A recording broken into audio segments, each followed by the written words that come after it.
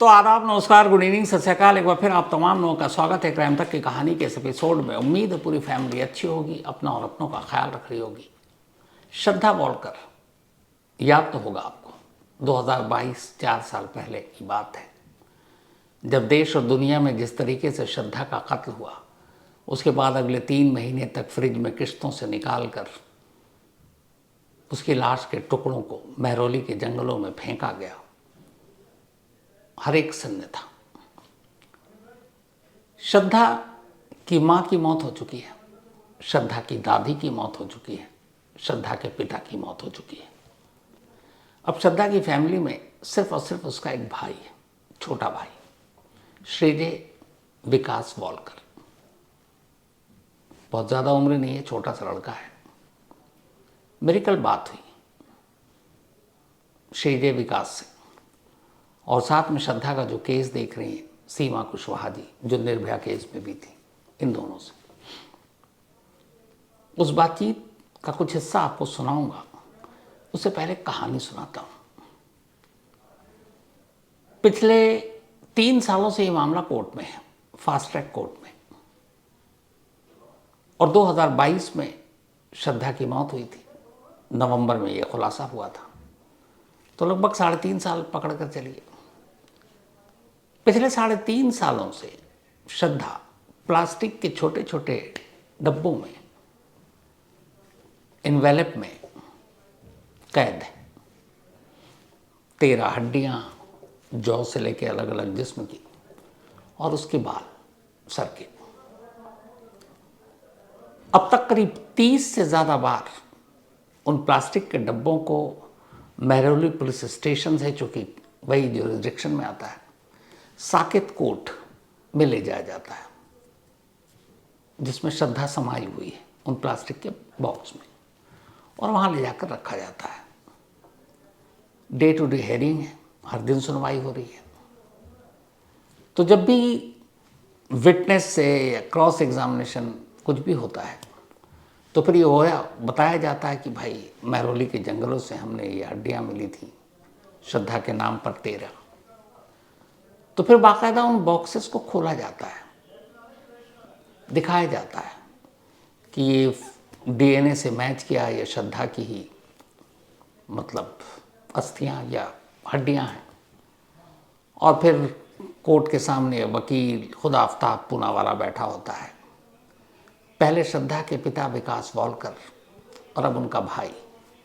पहले कभी वो कोर्ट जाता नहीं था, लेकिन अब चूंकि परिवार में कोई है नहीं, पिता केस लड़ रहे थे, वो भी इस दुनिया से चले गए। आखिरी ख्वाहिश मन में लिए कि काश उनके रहते हुए बेटी का अंतिम संस्कार कर सके। ये ख्वाहिश उनकी पूरी नहीं हुई। अब वो अधूरा काम बेटा कर रहा है, श्रीजय विकास। तो अब जब जब मौका मिलता है वो मुंबई से दिल्ली आता है इस केस की सुनवाई में। तो जब कोर्ट रूम के अंदर सुनवाई होती है, तो वो एक एविडेंस के तौर पर, एक केस प्रॉपर्टी के तौर पर उस बॉक्सेस को खोला जाता है, और फिर उन बॉक्सेस से साफ दिखाई देता है श्रद्धा के सर के बाल, उसके जौ, बाकी हड्डियां। अब सोचिए, एक भाई वहां बैठा हुआ, उससे पहले पिता बैठा करते थे, और कई सुनवाई में वो बॉक्सेस आता है, खोला जाता है, और वो बैठकर देख रहा है, और फिर ये सोच रहा है कि 3.5 साल हो गए और तो कुछ बचा नहीं, पूरा परिवार खो गया, लेकिन अपनी बहन का अंतिम संस्कार नहीं कर पा रहा। ये जो एक केस प्रॉपर्टी के नाम पर जज्बात के साथ खेला जा रहा है, मालखाने में पड़ी हुई है श्रद्धा। जब तक अब कोर्ट का फैसला होगा नहीं, ये मिलेगा नहीं, और जब तक मिलेगा नहीं तब तक सुकून नहीं मिलेगा श्रद्धा के घर वालों को। तो ऐसा क्यों? आपको याद होगा फास्ट ट्रैक कोर्ट बनाया गया था, फिर भी इतना लेट, और एक परिवार इंतज़ार कर रहा है। और इस कहानी का एक दूसरा पहलू ये है कि जिस शख्स ने बेदर्दी से श्रद्धा का कत्ल किया, किश्तों में 3 महीने तक फ्रिज में रखकर उसकी लाश के टुकड़ों को फेंकता रहा, वो इन 3-3.5 सालों से तिहाड़ जेल में बंद है। और न सिर्फ बंद है, बल्कि आराम से तिहाड़ के अंदर रहते हुए पढ़ाई कर रहा है, ओपन यूनिवर्सिटी से। वो भी एमए का एग्ज़ाम दे रहा है, हायर एजुकेशन। और कमाल ये देखिए, हमारे पूरे सिस्टम का कि 20 जुलाई को उसका एग्ज़ाम था और 20 जुलाई को कोर्ट में सुनवाई भी थी। वकील ने एक अर्जी दी कि भाई हमारे मुवक्किल का इम्तिहान है, हायर एजुकेशन की पढ़ाई कर रहा है, तो आज की ये सुनवाई टाल दी जाए क्योंकि इम्तिहान ज़्यादा ज़रूरी है। कोर्ट ने टाल दी, 20 जुलाई को सुनवाई ही नहीं हुई। और उस दिन श्रद्धा का भाई मुंबई से स्पेशली यहाँ आया था। तो एक तरफ केस लंबा खींच रहा है, एक तरफ श्रद्धा प्लास्टिक के बॉक्सेस में कैद मालखाने में बंद है, और दूसरी तरफ जिसने श्रद्धा को इस बेरहमी से मारा वो आराम से जेल में बैठकर हायर एजुकेशन एमए की पढ़ाई कर रहा है, एग्ज़ाम दे रहा है। क्या कहेंगे इसे आप? 2022 की बात थी और ये केस क्यों यहाँ अब तक कैसा है, श्रद्धा के भाई ने क्या कहा, वो बताऊँ आपको। पहले इस केस और इसकी फास्ट ट्रैक कोर्ट की सुस्त रफ्तारी की कहानी सुना देता हूँ। 12 नवंबर 2022 वो तारीख थी जब पहली बार ये खुलासा हुआ कि मुंबई की एक लड़की श्रद्धा को दिल्ली में मारा गया। कातिल का नाम आफ्ताब पूनावाला। कत्ल तो उसने मई में ही कर दिया था 2022 में, लेकिन खुलासा नवंबर में हुआ था। जून, जुलाई, अगस्त, सितंबर, अक्टूबर, नवंबर। फिर पुलिस को काफ़ी मशक्क़त करनी पड़ी। महरौली के जंगलों से वो हड्डियाँ बरामद हुई, डीएनए हुआ, मैच हुआ, पता चला श्रद्धा का है। इसके बाद 24 जनवरी 2023 को 24 जैन 2023 को पुलिस ने इस मामले में पहली बार चार्जशीट दाखिल की। 24 जनवरी 2023। 9 मई 2023 को चार्ज फ्रेम हुआ, मतलब जो पुलिस ने चार्जेस लगाए अदालत ने कहा इनमें से कुछ है कुछ नहीं, उसमें भी वक्त लग गया। चार्ज फ्रेम करने के बाद 1 महीने तक और भी वक्त निकल गया बिना मुकदमे की सुनवाई के। फिर 1 जून 2023 से श्रद्धा मर्डर केस का ट्रायल शुरू हुआ फास्ट ट्रैक कोर्ट में, क्योंकि तब वादा किया गया था। फास्ट ट्रैक कोर्ट में 1 जून 2023 को ये मुकदमा शुरू हुआ। पहले 2 साल ये मुकदमा यूं ही चलता रहा, कभी डेट है कभी नहीं है। 200 से ज़्यादा विटनेस थे, चलता रहा मामला। 2 साल बाद जाकर कहीं ये ख्याल आया कि नहीं, इसकी हियरिंग एक टाइम फ्रेम में होनी चाहिए, तो डे टू डे करते हैं। तो अब डे टू डे सुनवाई होने लगी। लेकिन डे टू डे सुनवाई कैसे होती है? कोर्ट ने तय किया कि श्रद्धा केस में हर दिन दोपहर 2 से शाम 4 के बीच में सुनवाई होगी। 2 से 4 यानी 2 घंटे दिए गए। फिर भी ठीक है, हालांकि गवाह बहुत ज़्यादा है। तो अब सुनवाई शुरू हुई। लेकिन देखिए, यहीं पे कानून के दांवपेच और खेल, जो केस कैसे डिले किया जाता है, ये बेस्ट एग्जाम्पल है केस सीखने और समझने के लिए। सामने वाले यानी कि आफ्ताब के वकील को भी पता है कि ये 2 घंटे की सुनवाई होगी डेली, दोपहर 2 से 4। अब फास्ट ट्रैक कोर्ट के फैसले लेने में या फैसला आने में देरी कैसे कराएं? तो वकीलों ने यह किया कि 2 बजे ठीक जज साहब तो बैठ जाती हैं। आफ्ताब के वकील टाइम पर कोर्ट नहीं पहुंचते, कभी 15 मिनट लेट, कभी आधा घंटा लेट, कई बार 45 मिनट लेट। अब फिक्स है कि 2 घंटे से ज़्यादा सुनवाई नहीं होगी। 2 बजे शुरू होगी, 4 बजे ख़त्म। अब अगर आप 15 मिनट, आधा घंटा या 45 मिनट लेट कोर्ट में पहुंच रहे हैं तो फिर इसका मतलब क्या हुआ? अगर 45 मिनट लेट हुए तो फिर उस दिन सिर्फ 1.25 घंटे, आधा घंटा लेट मतलब 1.5 घंटे, 15 मिनट लेट मतलब 1.25 घंटे की सुनवाई। ये टैक्टिस केस को डिले करने की। लेकिन बार बार जब हुआ, 90% से ज़्यादा दिनों में यही हुआ, तो फिर श्रद्धा के वकील ने आपत्ति की। कोर्ट के सामने कहा कि ये जानबूझकर लेट कर रहे हैं और डेट फिर सुनवाई शुरू होती है। फास्ट ट्रैक कोर्ट है, 2 घंटे का ही वक्त है। कोर्ट ने इस पर कहा भी सामने वाले वकील से कि आप ये गलत कर रहे हैं। लेकिन कोर्ट भी क्या करे? ये नहीं कह सकती कि आप अगर लेट आ रहे हैं तो हम सुनवाई शुरू कर देंगे। क्यों? ये हो सकता है ना कि गुस्से में कह दिया जाए भाई आप आओ मत आओ, हम तो 2 बजे सुनवाई शुरू कर देंगे। शायद सामने वाला वकील भी ये चाहता कि उनके बिना ही कोर्ट में सुनवाई शुरू हो जाए, इसका क्या फ़ायदा होगा? जब ये फैसला आएगा और इसके बाद ये ऊपरी अदालत में जाएंगे तो वहाँ आफ्ताब का वकील ये कह सकता है कि हमें निचली अदालत में हमारी बात रखने का मौका ही नहीं मिला। कई ऐसी सुनवाई हुई जिसमें हमें सुना ही नहीं गया, क्योंकि हमारी गैर हाजिरी में ही सारे केस को निपटा दिया गया। तो फिर ऊपरी अदालत क्या करेगी? वही कि नहीं, ये गलत सही कह रहा है, फिर से जाओ निचली अदालत में। तो और टाइम खरीद लिया आपने। कानून की बड़ी बारीकियाँ हैं। तो अब कोर्ट मजबूर है कि ये भी नहीं कह सकता कि भैया अगर आप वक्त में नहीं आओगे तो हम आपके बिना सुनवाई करेंगे, क्योंकि मालूम है इसका फ़ायदा ऊपरी कोर्ट में मिलेगा और इसीलिए वो फ़ायदा उठा लें। चलिए ये तो एक तरफ था। कमाल तो आफ्ताब पूनावाला का भी है। जेल में बंद है, अचानक उसे अब ख्याल आया कि चलो कुछ पढ़ाई लिखाई करते हैं, हालांकि पता नहीं वो एमए या फिर बाकी चीज़ करके क्या करेगा, क्योंकि जिस तरीके के दावे वादे दिल्ली पुलिस ने किया है या जिस तरीके के चार्जेस हैं, चार्जशीट है, उसमें यह है कि ये रेयरेस्ट ऑफ रेयर केस की कैटेगरी में आएगा और इसमें कम से कम सजाए मौत है। तो एक आदमी जिसे फांसी होने वाली है या फांसी दी जा सकती है, फिर वो ये डिग्रियां लेके क्या करेगा। लेकिन खैर, चूँकि हमारा संविधान, हमारा कानून ऐसा है ही है, तो इजाज़त भी देता है कि जब तक गिल्टी प्रूव ना हो जाए तब तक आप उसको गुनहगार नहीं मान सकते, तो तब तक वो सारी चीज़ें कर सकता है।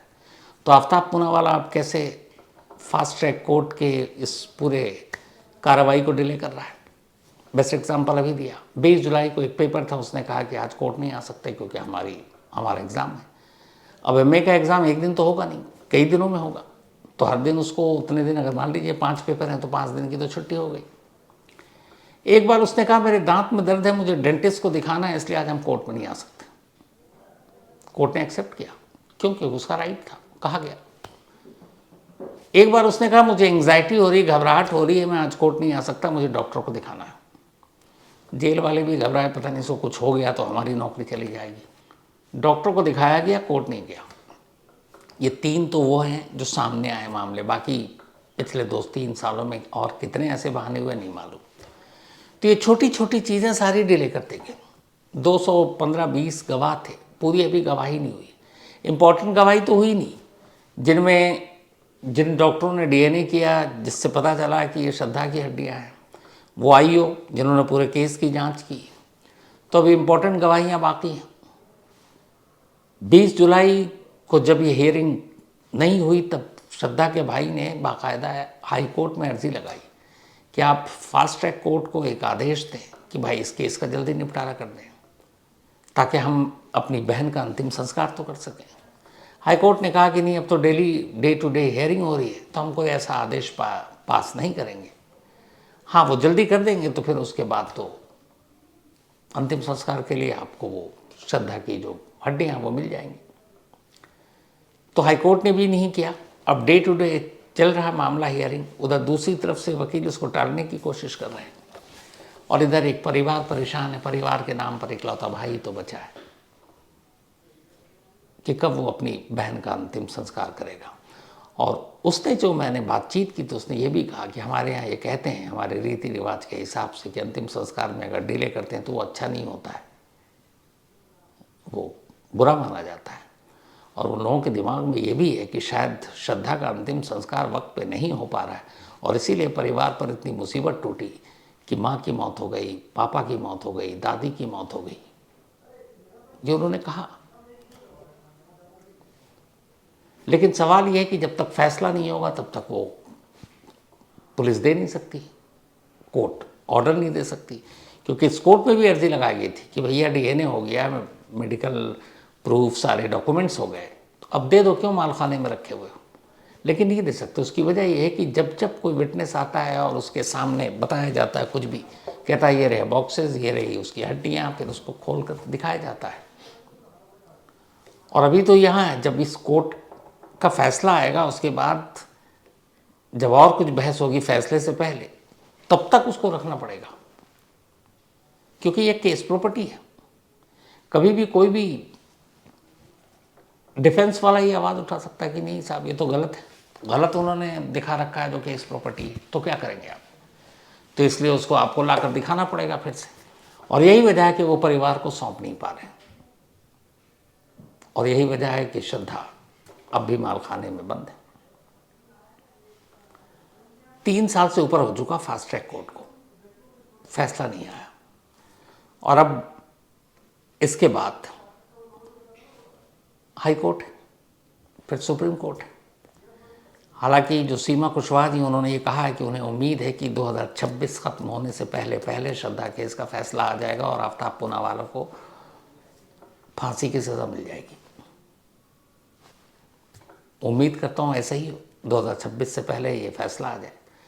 लेकिन फास्ट ट्रैक कोर्ट की जो दौड़ है वो तो यहीं ख़त्म हो जाएगी। इसके बाद फिर हाई कोर्ट, फिर सुप्रीम कोर्ट, वहाँ कितना वक्त लगेगा मालूम नहीं। लेकिन जिस तरीके से श्रद्धा के भाई ने सारी बातें रखी, मैंने उससे ये भी पूछा कि जब आप कोर्ट जाते हो तो सामने आफताब भी होता होगा, आमना सामना होता होगा, कभी कोई बात की? उसने कहा कि जब श्रद्धा जिंदा थी एक बार परिवार में कुछ था तो आफताब साथ आया था, तब उससे उस वक्त बात हुई थी। लेकिन यहाँ कोर्ट में आमना सामना होता है पर कभी बात नहीं हुई। मैंने पूछा कि कभी तुमने पास जाकर उससे पूछने की कोशिश की कि तुमने तुम्हारी बहन के साथ ऐसा उसने क्यों किया? तो श्रीजय वॉलकर का कहना था कि नहीं, उसे देखकर मुझे हमेशा सिर्फ गुस्सा आता है। उसने ये भी कहा कि मैं चाहता हूँ कि जिस तरह की मौत श्रद्धा को उसने दी है उसी तरीके की मौत उसके हिस्से में आए। तो श्रद्धा के भाई और श्रद्धा केस को जो लड़ रही हैं उनकी वकील, इन दोनों ने क्या कहा है, मैं चाहता हूँ बारी बारी से आपको इन दोनों को सुनाऊं। तो इनको सुनिए और देखिए कि कैसे एक परिवार, मतलब मौत के बाद का इंतज़ार है ये। मौत तो बहुत पहले हो चुकी है, पर जब तक अंतिम संस्कार नहीं होगा वो पूरा तो होगा नहीं। और इस परिवार पर जो पहाड़ टूटा है, पिता, दादी, माँ, सबकी मौत, और उसके पीछे ये खौफ कि ये सब इसलिए हो रहा है क्योंकि श्रद्धा का अंतिम संस्कार नहीं हो पा रहा है। क्या कीजिएगा? खैर, मैं चाहता हूँ आप श्रद्धा के भाई और श्रद्धा केस की जो वकील हैं, इन दोनों को सुनिए। 3 साल से ज्यादा हो चुके हैं और अभी तक कुछ ज्यादा प्रोग्रेस ऐसा लग रहा नहीं है, क्योंकि जिस गति से ये चल रहा है केस, उस गति से तो बहुत सबको दिक्कत दे रहा है ये। मेरी फैमिली को तो बहुत दिक्कत दिया है। और फिर देखा जाए तो और कितने साल कोई रुक सकता है? एक सिर्फ लास्ट राइट्स के लिए हम लोग को रुकना पड़ रहा है। जैसे कि मेरे सिस्टर के रिमेन्स जो है वो नहीं मिल पा रहे, just because of the case proceeding. और हम लोग पूरी तरह ट्राई कर रहे हैं कि ये केस जल्द से जल्द हो सके। इनिशियल स्टेजेस में पापा ये सब चीजें हैंडल कर रहे थे, होल एंड सोल। वो अकेले पूरा केस हैंडल कर रहे थे। और इनिशियल स्टेजेस पे तो मेरा स्टडी चल रहा था, तो मुझे इन सब चीजों से बाहर रखा गया था, जस्ट बिकॉज मुझे श्री स्टडीज पे महाराष्ट्र। फोकस कर पाए।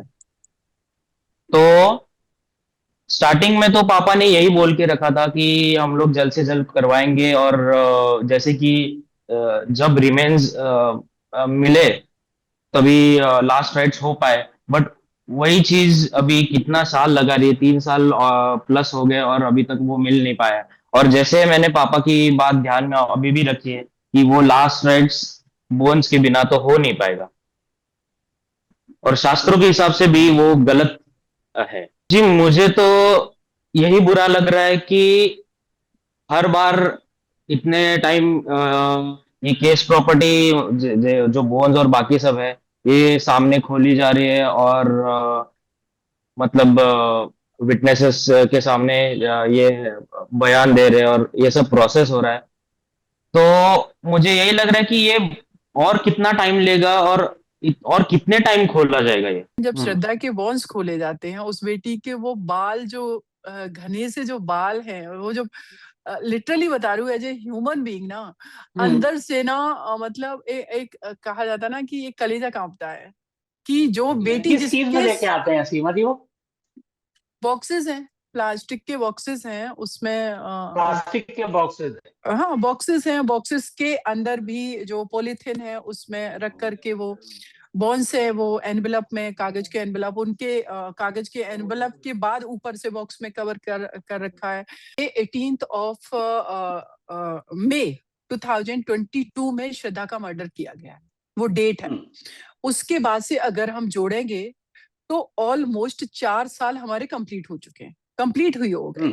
उसके बाद इन्वेस्टिगेशन हुआ। इन्वेस्टिगेशन जनरली चार्जशीट फाइल करने का जो टाइम पीरियड होता है 90 डेज होता है, इसमें थोड़ा ज्यादा टाइम लगा। उसके पीछे रीजन ये भी था कि श्रद्धा के जो बॉन्स हैं, जिस तरीके से उसने पीसेस करके उनकी बॉडी को डिस्पर्स किया महरौली के जंगलों में, तो ढूंढने में ही काफी समय लगा। और उसके बाद जब चार्जशीट फाइल हुई है तो चार्जशीट फाइल हुई है 24/1/2023 को, जनवरी में फाइल हुई है। और माना यह जाता है कि जिस दिन से चार्जशीट फाइल हुई उसी दिन से हमारा ट्रायल जो शुरू हो जाता है, तब से ये हमारा मैटर ट्रायल पर है 2023 से लेकर के 3 साल हो गए। हमें लग रहा था कि 1 साल या फिर उससे भी कम समय में होना चाहिए था, बट ये 3 साल और प्लस हो चुका है और अभी तक मेजर ऐसा कोई अचीवमेंट हुआ नहीं है ये केस में एज सच, क्योंकि केस फाइल अभी तक पूरा कंप्लीट हुआ नहीं है। और केस फाइल कंप्लीट होने के बाद उसके बाद आर्ग्यूमेंट्स पे चला जाएगा, तो देखा जाए तो और कितना टाइम लगेगा कुछ आइडिया नहीं है। और बहुत महीने तो लग सकते हैं, मुझे आगे का टाइम तो पता नहीं कितना और लग सकता है। 20 जुलाई को कोर्ट हियरिंग थी, डे टू डे बेसिस से 20 को चालू हो रही थी, 20 जुलाई को। और उसी दिन अक्यूज ने एप्लीकेशन दिया था हायर स्टडीज के एग्जाम्स के लिए, और उसी के कारण वो डेट कैंसिल करवाई गई थी और 21 को रखा गया था। तो ये सब ऐसी चीजें हैं, जैसे कि आपने बोला, एग्जाम्स के लिए या फिर डेंटल हो या फिर कोई भी लीजर रीजन हो, तो उस कारण ये उसको मतलब ये नहीं देना चाहिए, छूट नहीं देनी चाहिए हर एक चीज को लेकर, क्योंकि ये बहुत सीवियर केस है। बहुत जनों को मतलब इससे तकलीफ हो रही है और ये इतना लाइटली ले रहे हैं, और मतलब इसी कारण की वजह से डिले हो रहा है ये केस। क्रिमिनल जस्टिस सिस्टम में हम क्रिमिनल्स के लिए बैठे हुए हैं। आपने जो श्री विकास वालकर जी से सवाल किया, जो कि अकेला ये बेटा है उस परिवार में जो अब अपनी सिस्टर के लिए फाइट कर रहे हैं, कि एक अपराधी जिसने इतना हीनियस क्राइम किया, हम जानते हैं कि जब तक किसी को कोई इनोसेंट कंसीडर करती है कोर्ट या हमारा सिस्टम, जब तक उसका कन्विक्शन नहीं हो जाता तब तक अनटिल प्रूवन गिल्टी वाला कॉन्सेप्ट चलता ही है कि वो इनोसेंट हम कंसीडर करेंगे। लेकिन ये हेयर लाइन तो आपको खींचनी पड़ेगी ना, कि आप कितना उसके लिए लीनियंसी दिखाएंगे, कितना आप लिबरल हो जाएंगे। आप उसको एग्जाम देने के लिए परमिट कर रहे हैं, टीथ के ट्रीटमेंट के लिए आप परमिट कर रहे हैं, आप उसके एंजाइटी, वो बता रहा है कि उसको एंजाइटी इश्यूज हैं तो आप उसको परमिट कर रहे हैं, हर चीज के लिए आप परमिट कर रहे हैं। तो आपका पूनावाला के साथ भी आमना सामना हुआ? हर बार हुआ है, मतलब मैं जब भी गया हूँ हर बार हुआ है। रेयरली ऐसा हुआ है कि अक्यूज्ड अटेंड नहीं कर पाए फॉर सिक्योरिटी रीजंस और अदर रीजंस, या मोस्टली तो हुआ है। कभी कोई ऐसा मौका जब कोई बातचीत की हो या उसने कभी सॉरी या पछतावा कुछ बोला आपसे? बिल्कुल भी नहीं, उसके चेहरे पर एक्सप्रेशंस पछतावे की या फिर बुरा लगने की कि फैमिली किस दौर से गुजर रही है, ऐसा कुछ भी उसके चेहरे पर नहीं लग रहा था। उल्टा वो कोर्ट में तो मतलब आराम से बैठा हुआ था, जैसे कि हम लोग दोस्तों के साथ बैठते हैं और बातचीत करते, वैसे ही लग रहा था वो। उसको कुछ टेंशन नहीं है कि उसने क्या किया है, उसको कुछ आइडिया ही नहीं, ऐसा वो बर्ताव करता है कभी भी। इससे पहले कभी मुंबई में जब श्रद्धा थी तब आपकी कभी आफ्ताब से इस केस से पहले मुलाकात हुई थी? नहीं। जी, केस से पहले हुई थी, जब भी मेरे मॉम का देहांत हुआ था, तभी तभी दीदी आई थी और उसके साथ अक्यूज भी, वो आफ्ताब भी आया था, और तभी मुलाकात हुई थी और तभी बातचीत हुई थी। आपने आफ्ताब से तो बात नहीं, कभी कोशिश की थी कोर्ट में पूछने की तुमने ऐसा क्यों किया, या कभी लगा कि जाकर पूछना चाहिए?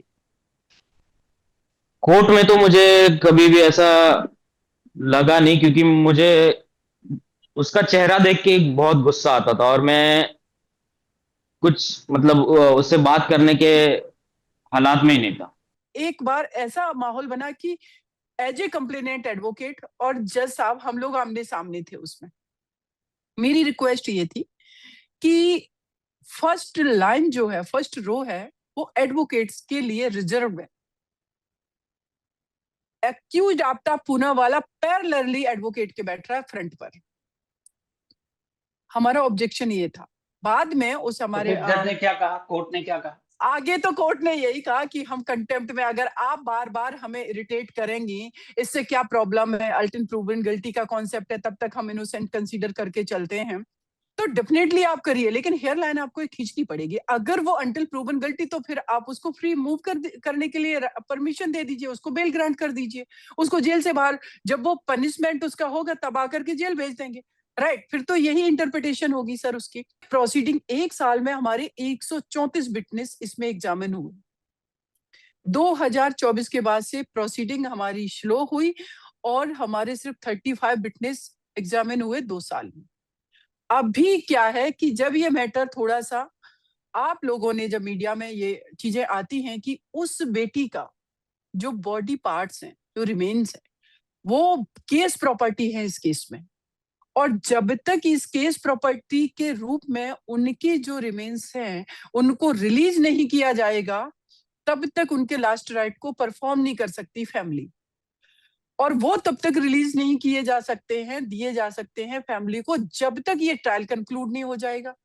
क्योंकि ड्यूरिंग फाइनल आर्गुमेंट, ड्यूरिंग जो भी एविडेंसेस चल रहे हैं, जो क्रॉस हो रहा है, उसमें भी बॉडी पार्ट्स को खोला जाता, दिखाया जाता कि ये इतने जो बोन्स थे ये बरामद हुए, ये हेयर है श्रद्धा के, ये उनका जॉ लाइन है, ये सब। कितनी बार अब तक की इस हियरिंग में इस बॉडी पार्ट्स को कोर्ट के सामने पेश किया गया, खोला गया, दिखाया गया, रफली आइडिया? देखिए, एक रफली आइडिया तो मैं ये कहूंगी समझर कि जो रिलेवेंट उसमें एग्जिबिट है, विटनेसेस जो रिलेवेंट विटनेस है, जैसे आयो जिन्होंने रिकवर्ड किया, जैसे फैमिली मेंबर्स जो कंप्लेनेंट हमारे श्री विकास भाई साहब जो हमारे बीच नहीं है, वो उन्होंने उनके सामने वो बोन्स बरामद हुए, जैसे श्री जय विकास फॉलकर जो कि ब्रदर ऑफ डिसीज्ड है, श्रद्धा के ब्रदर हैं।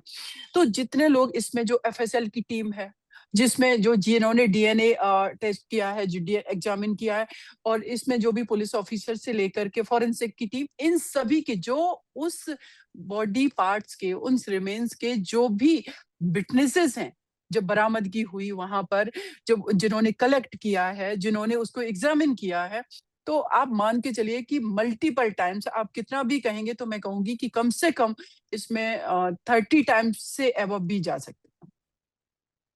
एक चीज जानना चाहता हूं मैं आपसे, और बाकी लोग भी जानना चाहते हैं। एक केस प्रॉपर्टी, ये हम सब जानते होता जब तक कोर्ट का फैसला नहीं आया, लेकिन एक ह्यूमन रिमेन्स, एक लाश, उसकी हड्डियां वो भी नहीं मतलब हैं, उसका डीएनए हो गया, उसके सारे रिपोर्ट्स आ गए, ठीक है, और बाकायदा वो सारी चीजें अब हैं, पेपर पे भी है, तो फिर उसको मालखाने में या केस प्रॉपर्टी कहकर रखना और फैमिली को न देना ताकि वो लास्ट राइट ना कर सकें, ये क्या सही है? क्योंकि आपके पास बाकी दस्तावेज, फॉरेंसिक रिपोर्ट, डीएनए की रिपोर्ट्स, डॉक्टरों की रिपोर्ट, सब कुछ तो है, उस रिपोर्ट पे भी आगे कार्रवाई हो सकती है।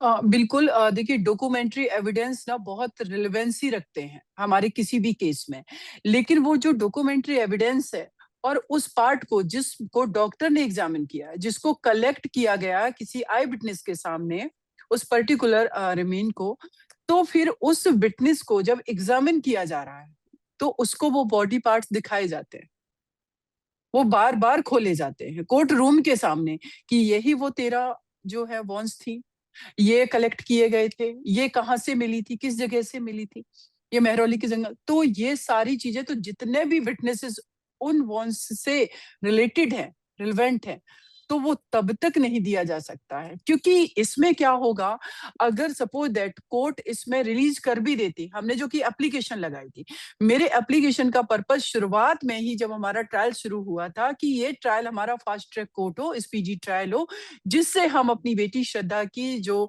लास्ट राइट है उनको परफॉर्म कर सकें। भाई साहब विकास जी की तरफ से हमने ये एप्लीकेशन मूव की थी, तो कोर्ट ने उसको स्पीडी भी किया, बाद में ये डिले होता चला गया, लेकिन कोर्ट ने ये भी कहा कि हम रिलीज कर देते हैं इसको। लेकिन जो विटनेसेस बचे हुए हैं, वो विटनेसेस के जो एविडेंसेस है, जो उनके बयान है, जो उनका क्रॉस है, उस पर डिफेंस को बेनिफिट मिलेगा। फिर कि सपोज दैट इसमें जो आयो है, इन्वेस्टिगेशन ऑफिसर है, अगर वो इन्वेस्टिगेशन ऑफिसर ये नहीं दिखा पा रहे कि यही वो वॉन्स है, तो फिर वो कैसे प्रूफ कर पाएंगे? तो जब तक सारे विटनेसेस क्रॉस नहीं हो एविडेंस नहीं हो जाते, वो एग्जामिन नहीं हो जाते, इवन की ड्यूरिंग फाइनल आर्ग्यूमेंट भी इस बॉडी पार्ट्स को फिर से ओपन किया जाएगा कोर्ट रूम में, क्योंकि पापा तो यही चाहते थे कि जैसा अक्यूज आफ्ताब ने दीदी के साथ किया था वैसा ही उसके साथ हो, जो कि एक एग्जाम्पल सेट हो जाए कि कोई भी हिम्मत ना कर पाए ऐसा कोई हमारी बहनों के साथ बुरा करने में। और मुझे भी यही लगता है कि उसको डेथ पेनल्टी तो मिनिमम होनी ही चाहिए और जल्द से जल्द होनी चाहिए। में फैसला 100% हमारे फेवर में होगा और इस अपराधी को सजा मिलेगी। मैं जितना इस चीज को लेकर के कॉन्फिडेंट हूँ कि इसको इस साल पनिशमेंट ये ट्रायल कंक्लूड होगा, उतना ही मैं इस चीज को लेकर के कॉन्फिडेंट हूँ कि हमारी जो रिक्वायरमेंट है उसके अकॉर्डिंगली इसने जो क्राइम किया है, हीनियस क्राइम किया है, ये रेयरेस्ट ऑफ रेयर कैटेगरी का केस है, तो डेफिनेटली ये एज पर अगर मेरिट जाया जाएगा तो डेथ पेनल्टी से तो कम नहीं होना चाहिए, किसी भी हाल में नहीं होना चाहिए। तो सुना आपने इन दोनों को, मतलब कमाल है हमारे देश में भी कि एक तरफ फैसला देरी से और दूसरी तरफ उसी फैसले की वजह से श्रद्धा एक मालखाने में प्लास्टिक के बक्से में बंद पिछले 3.5 साल से अंतिम संस्कार के इंतजार में। तो आज बस इतना ही। अब आपसे मुलाकात होगी कल रात 9 बजे। तब तक अपना और अपनों का ख्याल रखिएगा। Thank you very much.